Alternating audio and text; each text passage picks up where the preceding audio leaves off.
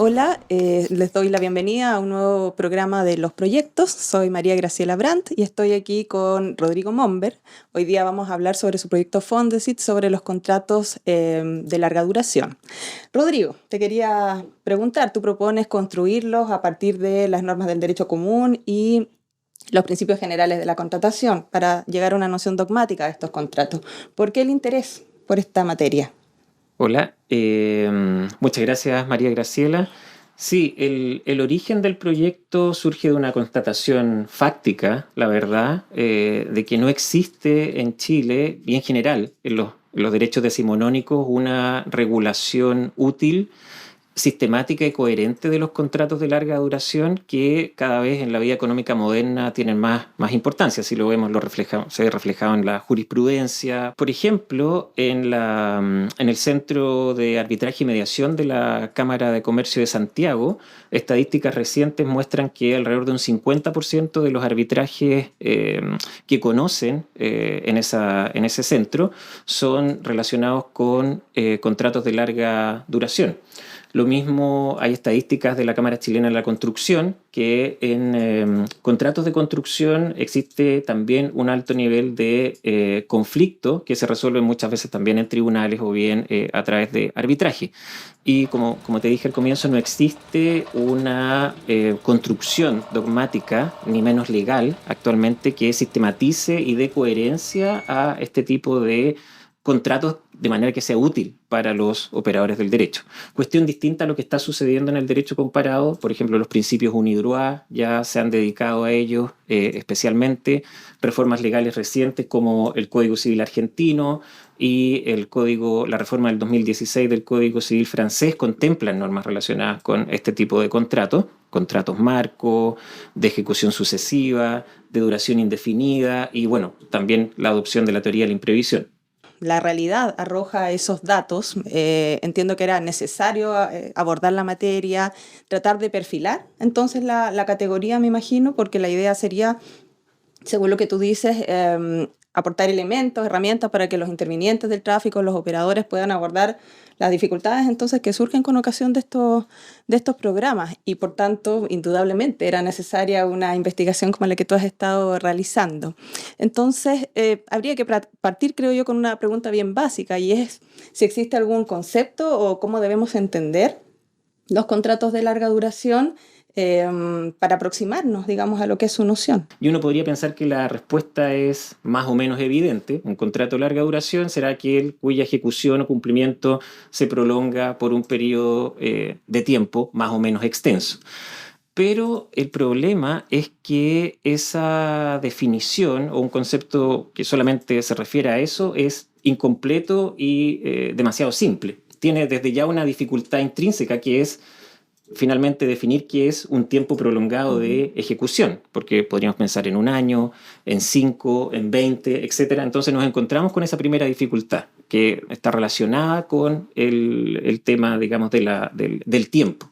Entonces, si no es el tiempo, no hay cómo definir el tiempo, ¿qué elementos habría que considerar para darle contenido al concepto, a la noción? Sí, además del tiempo, que como ya vimos tiene su propia dificultad, en general, en la doctrina y en la legislación comparada se suele unir también o se suelen señalar otros elementos que son ¿Cómo cuáles? sí, como la complejidad de Ya. la relación que existe entre las partes y también que esta relación sea continua. Casi una especie de relación de dependencia, por así decirlo, Permanente. permanente, en que existen vínculos que van más allá de las meras contraprestaciones, por así decirlo, o la ejecución de las contraprestaciones. Ah, de acuerdo. Y eso entonces lo diferencia de los clásicos modelos de contrato. Absolutamente, absolutamente. El modelo clásico de contrato sobre el cual está construido, por ejemplo, nuestro Código Civil, es un contrato de intercambio y de ejecución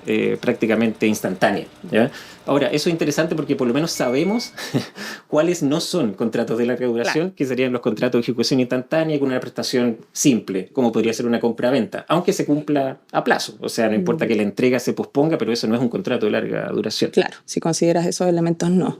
Me parece muy interesante porque, bueno, tú sabes que yo he estudiado los contratos de servicio, particularmente durante un tiempo, y claro, ahora escuchando lo que tú dices, me parece que podemos encontrar en los contratos de servicio algunos al menos algunos que puedan calificarse como contratos de larga duración. Sí, sería interesante que me cuentes un poco más de eso, porque Sí, sí, sí, yo sé que pensaba, desarrollaste esa investigación por varios años. por ejemplo, no estaba pensando en los clásicos contratos de servicios de transporte de valores, contratos de servicios de seguridad, guardias, en fin, que cuando uno revisa la jurisprudencia se encuentra conflictos en esa materia, de publicidad, contratos vinculados con el suministro y preparación de alimentación. Esto en el fondo tiene mucho que ver con la lógica de la externalización, que en el Mm, ámbito empresarial ha tenido un espacio, un desarrollo importante. ¿Y eso a qué ha conducido? Ha conducido a que actividades que antes se realizaban internamente en las empresas pasaron a ser ejecutadas por terceros. Y eso, claro, condujo a que entonces los contratos de servicio fueran ampliando su espacio de aplicación, ampliando su importancia en la economía también. Y si lo miro, pensando en aquellos contratos y los elementos que tú mencionabas hace un momento atrás, creo que pueden aparecer sí. estos requisitos, componentes, el tiempo, obviamente, la complejidad de las prestaciones, que en definitiva genera un entramado ahí Y según intenso. recuerdo, esa investigación tuya también surgió por la falta de una regulación Exacto, orgánica, sistemática, exactamente, etcétera, de este porque tipo si de bien contratos.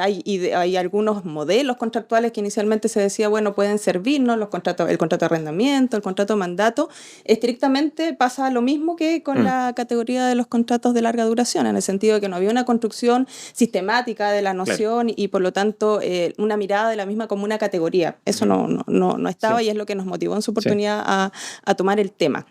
Entonces, lo que vemos entonces es que, o creo yo, mirándolo, es que en los contratos de servicio se pueden dar estos elementos. ¿Cómo lo ves tú? En Sí, algunos al menos. sí, efectivamente, en algunos, no en todos. Y aquí vuelvo a lo primero, digamos, de que no es solo la extensión temporal, sino que también la complejidad de la relación lo que va a definir, a lo menos como entiendo yo, y como objeto de estudio y de mi estudio, digamos, a los contratos de larga duración. Porque, por ejemplo, un contrato de servicios telefónicos, el que nosotros tenemos con nuestra compañía respectiva de celular o de lo que fuera, no califica en Mm, realidad como un claro. contrato de larga duración en el sentido que los cuales yo los quiero y creo que es útil investigarlo. Una Ujú. prestación simple, aunque tengamos el teléfono 10 años, digamos, no, Exacto, no es sí, un sí. contrato de larga duración en este sentido, solo califica por el tiempo, pero no por lo demás. Mm. Y el tema es que la complejidad del objeto tiene a su vez también o presenta otro tipo de desafío, porque aquí estamos hablando de contratos en que existe una diversidad y una interrelación de prestaciones, es decir, hay un propósito práctico final, por supuesto, lo que Ujú. quieren lograr los contratantes, pero ese propósito práctico generalmente se logra a través de la ejecución de múltiples prestaciones y contraprestaciones que se van sucediendo o que se ejecutan en forma paralela, etcétera. Entonces ahí hay una cuestión a la que hay que tomar atención, lo que nos lleva a esta complejidad que muchas veces, como si le sumamos la extensión de tiempo, tengamos que las partes deliberadamente o no, muchas veces deliberadamente dejan contenidos indeterminados Ah, en la de relación acuerdo. contractual. Ya. Ujú. Y eso, por supuesto, es algo que Lo veo complejo, claro, es lo veo extraño. complejo, porque claro, si tú me dices que pueden quedar elementos sin definir al momento de la celebración del contrato y podrían ser incluso elementos esenciales del mismo, entonces yo te podría decir, oye, pero en principio ese contrato no podemos darlo por celebrado. Ujú. Si lo miramos desde el enfoque clásico en materia de formación del contrato en nuestro sistema, esa sería la primera observación, porque Sí. tú sabes que aunque la materia o el ámbito de formación del contrato no es una materia que goce de una regulación completa, por el contrario, es escasa, es Mm. bastante incompleta en rigor, en lo que sí ha habido consenso en general en nuestro sistema es que aplica esta regla llamada regla del espejo, Así es. ¿cierto? Y que la oferta debe reflejarse con la contestación, perdón, con la aceptación de la misma. Tiene que haber ahí una coincidencia plena entre la aceptación y la oferta para que efectivamente se entienda formado el consentimiento y perfeccionado el contrato en el caso de los contratos consensuales. Sí. Entonces, claro, si lo miramos así, por eso viene el requisito luego de que la oferta tiene que ser completa. Claro, y ahí puede estar el problema. Es complejo, exactamente. ¿no? Ahí puede estar el problema porque nos podemos encontrar ante, entre comillas, ofertas o contraofertas, da lo mismo. En el periodo de negociación pueden quedar ciertos elementos indeterminados y a pesar de ello, las partes entender, o al menos una de ellas, entender que se ha celebrado un contrato. Muchas veces esto implica, como dices tú, superar el dogma de la doctrina del espejo. O sea, ese es mi punto, porque si lo miramos desde la lógica de la doctrina del espejo, desde la perspectiva clásica, tenemos un problema con esta clase de contrato en lo que concierne a la definición del contenido y particularmente de lo que son los elementos de la esencia. Entonces, lo interesante acá es que esto ya ha pasado a ser también una preocupación práctica. Es decir, hay un par de fallos de la Corte Suprema bastante actuales del año 2021 y del 2022, donde la Corte se hace cargo de este problema y de hecho adopta la mirada, que podríamos decir, moderna de formación del consentimiento, en el sentido de que no requiere que todos los elementos del contrato estén absoluta y completamente determinados para entender que existe una relación contractual. Así, por ejemplo, sí, bien novedosa. A mí me sorprendió bastante cuando leí sobre todo uno de los fallos, el del 2021, porque la Corte, quiero aquí leer para no equivocarme, digamos, lo que dice la Corte, por ejemplo, en relación al precio. Este era un contrato de construcción muy, digamos, tanto en términos económicos como en términos, digamos, de envergadura, etcétera, de las obras, muy importante. No era cualquier cosa, digamos, eran un par de edificios. Estaban los elementos ahí. Estaban, sí. Dice, por ejemplo, la Corte, que en cuanto al precio, como elemento esencial del contrato de construcción, la regla general es que el mismo se encuentre establecido antes del comienzo de los trabajos, pero aquí viene lo interesante, pero puede ocurrir que dicha determinación se verifique después del inicio de la faena e incluso una vez concluida. O sea, estamos hablando de un elemento esencialísimo, ¿no es cierto?, del contrato. Se da esto que tú y la decías. Corte dice, oigan, aquí, bueno, no importa que el precio esté indeterminado, hay otros elementos que permiten satisfacer la existencia de una relación contractual. Por ejemplo, inicio de ciertas obras, la ejecución de algunas prestaciones, aunque sea accesoria, la existencia de una relación previa entre las partes, etcétera, etcétera. Llegaron a la Corte a decir aquí, mire, hay un contrato y por lo tanto usted tiene que cumplir y etcétera, que ahí venía el conflicto, digamos. Oye, entonces, si seguimos esa idea de la flexibilidad en el fondo en lo que refiere al contenido contractual, esto implicaría que tenemos que reconocerle valor, validez a cláusulas abiertas, a cláusulas generales que incluso refieren a elementos de la esencia del contrato, y eso marca una diferencia importante con la doctrina clásica.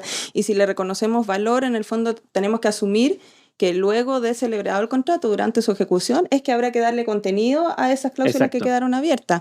Y ahí puede intervenir las partes, puede intervenir un tercero también. Sí, por supuesto. O sea, ahí esa es la idea que está detrás. Un poco esto confirma una teoría que existe, digamos, en teoría del derecho, de los contratos, el tema de los denominados contratos incompletos. Es decir, que no es posible, sobre todo si es que existe, si el contrato se va a, la ejecución del contrato se va a extender por un periodo prolongado de tiempo, más la complejidad, no es posible que las partes prevean todas y cada una de las circunstancias o contingencias que pueden afectar ese contrato, y lo mejor, de hecho, la recomendación es que queden abiertos de cierta manera en ciertas cláusulas, etc.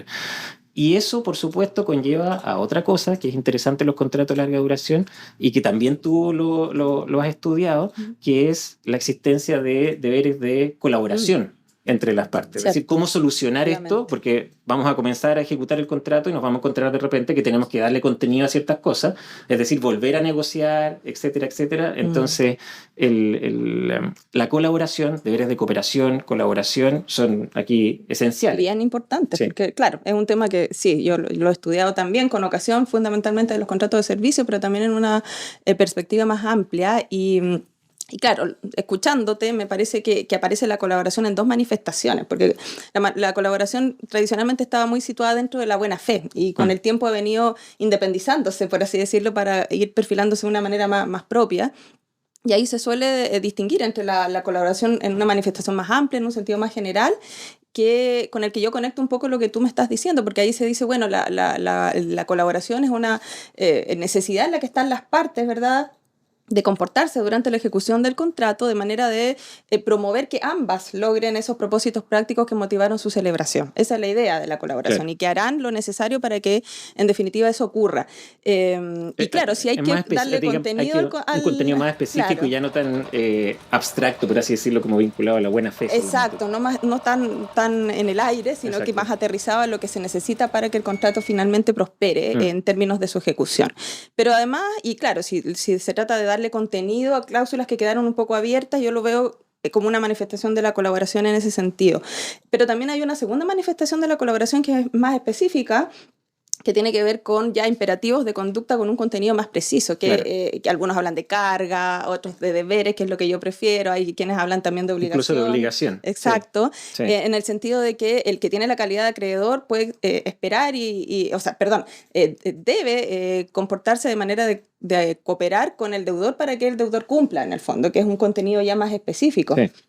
Y en contratos de este tipo, yo creo que eso también se puede verificar, digamos, por esta relación permanente, continua entre las partes. Así que es interesante también cómo se conecta con esa otra figura. Sí, bueno, efectivamente el tema de los deberes de colaboración es algo que afortunadamente se ha desarrollado, se ha venido desarrollando tanto por la doctrina como por la jurisprudencia. Claro. Yo creo que ya está bien establecida la existencia, jurisprudencialmente hablando, de deberes de colaboración a lo menos. Quizá hay algunos problemas de calificación jurídica, etcétera. Los efectos también. Exacto, pero está claro que las partes deben colaborar para que finalmente el contrato sea, digamos, cumpla con su fin práctico, no solamente desde el punto de vista individual, desde la parte, ¿no es cierto?, la propia parte, sino que también desde la otra. Como un fin común. Como un fin común. Y eso es algo que yo creo ya no hay duda al respecto, a lo menos en Chile, de que esa construcción, ya la doctrina está de acuerdo y la jurisprudencia también de la existencia de estos deberes. Por eso es interesante esto que planteas de sistematizar la categoría, de construirla como una noción, porque claro, en los hechos, en la práctica,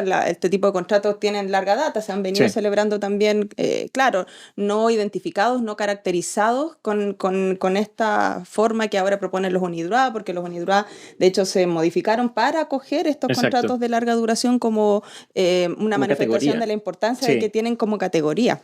Sí. Yo creo que ese es un logro importante que la Corte ahora lo recoja también en una manifestación como esta que tú comentabas de la sentencia hace un momento. Sí, lo que falta, creo yo, porque falta ir avanzando en una cosa. Tenemos claro que existen deberes de colaboración, son reconocidos por la jurisprudencia, por la doctrina.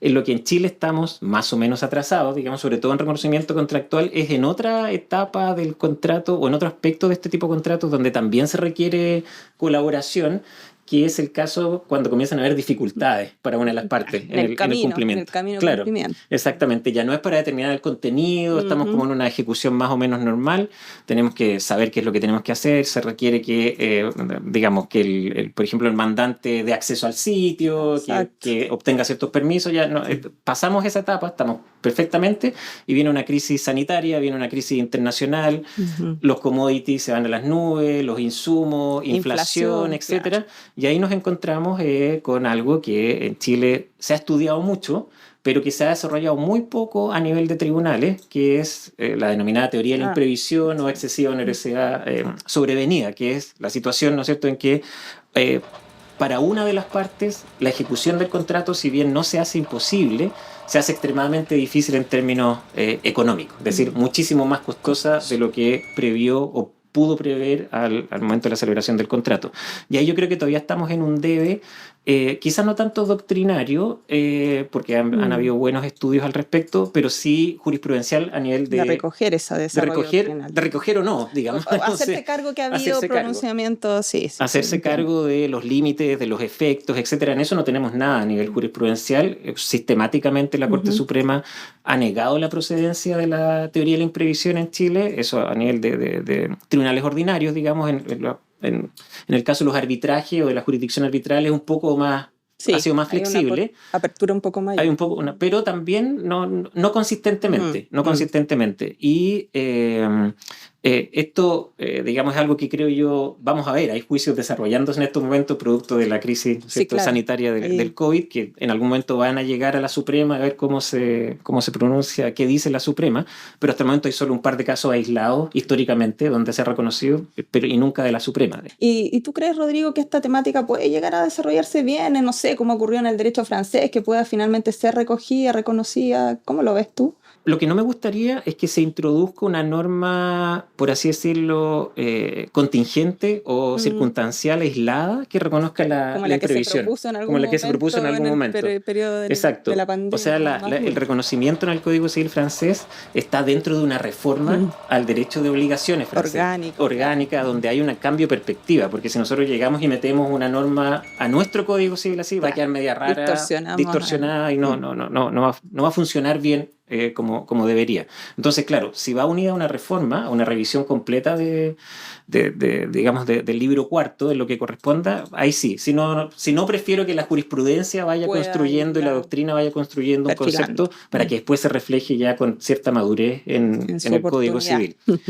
Y bueno, acá también está el tema vinculado a la excesiva onerosidad, que lo he visto también en la práctica y que también ha llegado a tribunales, que son los límites entre la imprevisión o excesiva onerosidad y el caso fortuito. Es decir, claro. cuando esto se hace imposible o cuando simplemente entre comillas, es más caro. Es más caro. Sí, ese es un tema, porque efectivamente ha habido siempre dificultades para trazar los límites entre el caso fortuito y el problema de la imprevisión, especialmente con la lógica que de a poco ha ido ahora intensificándose quizás, de mirar, al menos en la doctrina, porque los tribunales todavía son más reticentes, de mirar el caso fortuito ya no como una causa de extinción de la obligación, sino como ubicado como una causa de exoneración propiamente tal. Entonces, que la otra es la mirada clásica, digamos, que encontramos en los tratados. Exacto, la mirada tradicional de hacer lo operativo así, en un efecto más bien extintivo. En cambio, si lo miramos como una causa de exoneración que puede convivir con el incumplimiento y que su eficacia va por el lado de eliminar o de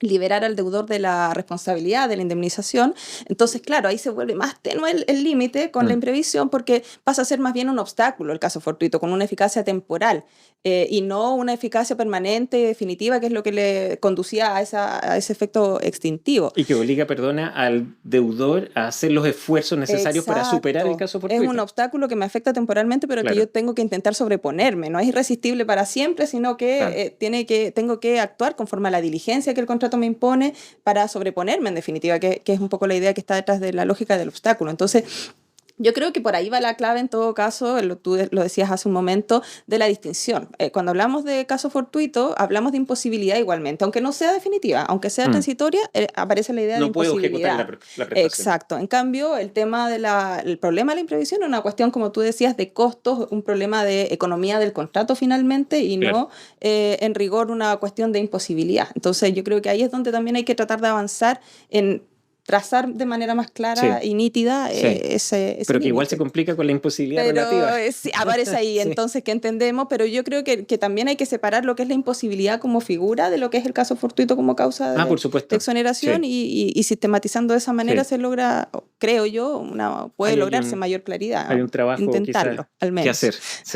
Sí. Bueno, yo creo ya, quizás para ir concluyendo, que acá lo que nosotros, me incluyo yo, pero también académicos y profesoras como tú y como otros que están estudiando, digamos, el tema de contratos desde hace un tiempo, estamos tratando de entregar una construcción sistemática, coherente, útil, ¿no es cierto?, respecto de esta categoría contractual y de muchas otras, pero finalmente acá hay también una cuestión que no hay que descuidar y que yo creo que tiene que también ser objeto de estudio por parte de nosotros, que es la ordenación o el ordenamiento que las mismas partes se den en el contrato, es decir, que las partes sean capaces y tengan las herramientas para poder regular ellas este tipo de cuestiones, es decir, la indeterminación del contenido, que surjan inconvenientes o dificultades en el cumplimiento, cuáles son los efectos de eventualmente un evento sobrevenido, ya sea caso fortuito, imprevisión o lo que fuera, Claro. etcétera. Y también por supuesto que esto ya es un poco quizás más procesal, pero podemos opinar algo, mecanismos adecuados de resolución de controversias. Es decir, no llegar a tribunales, no llegar hasta la última ratio, por así decirlo, para resolver el conflicto, judicializar el conflicto, sino que se resuelva por las mismas partes. Yo creo que eso es esencial. Coincido absolutamente contigo. Una regulación contractual adecuada, en el fondo, lo que ayuda es a despejar o al menos minimizar, porque probablemente erradicar eso no va a ocurrir, pero sí minimizar este nivel de dificultades que se generan, de estas contingencias que, como tú decías, insoslayablemente se van a producir en contratos de larga duración. Es inevitable que alguno de ellos se produzca, y por lo tanto tratar de abordar esos desafíos que estos contratos nos presentan con una regulación adecuada que prevea los supuestos de procedencia, que prevea los efectos y lo que decías tú, la preservación del pacto, del acuerdo. Y que no se pretenda por una parte trasladar todos los riesgos a la otra, porque si no, no va a funcionar. Porque tiene que cuidarse los equilibrios que finalmente estuvieron ahí a la base del acuerdo que las partes alcanzaron.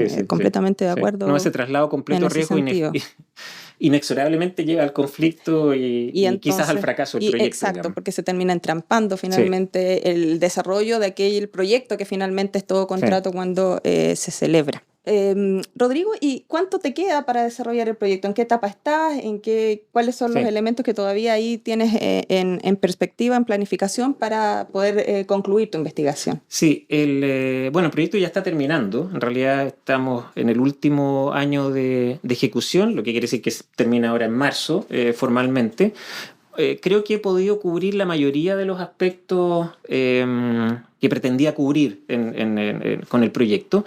Me queda, y a eso voy a dedicar estos últimos meses, un poco más justamente de esto último, es decir, del tema de la regulación contractual, para una regulación contractual adecuada para este tipo de relaciones. Y dar ahí algunas sugerencias, no sé, un poco más de ver las cláusulas de hardship, las mismas de caso fortuito, fuerza mayor, sobre todo en cuanto a, no tanto conceptualmente, sino en cuanto a los efectos. La funcionalidad. La funcionalidad, cómo se resuelve el conflicto y cómo se distribuyen los riesgos, como te decía, sin que una parte pretenda pasarlo completamente a la otra. Así que excelente. Espero poder completarlo de buena manera. Sin duda, sin duda. Bien, entonces ahora vamos a cerrar ya el programa. Te quiero agradecer la invitación a participar Muchas gracias a ti. A la conversación interesante sobre los distintos aspectos que involucra el desafío de estudiar esta categoría contractual, y mucho éxito en lo que queda para que se cierre de manera perfecta el Muchas gracias, y te agradezco esta conversación muy agradable, muy interesante, y también la oportunidad de esta instancia de difusión para mi proyecto. Así que gracias. Hasta luego. Chao.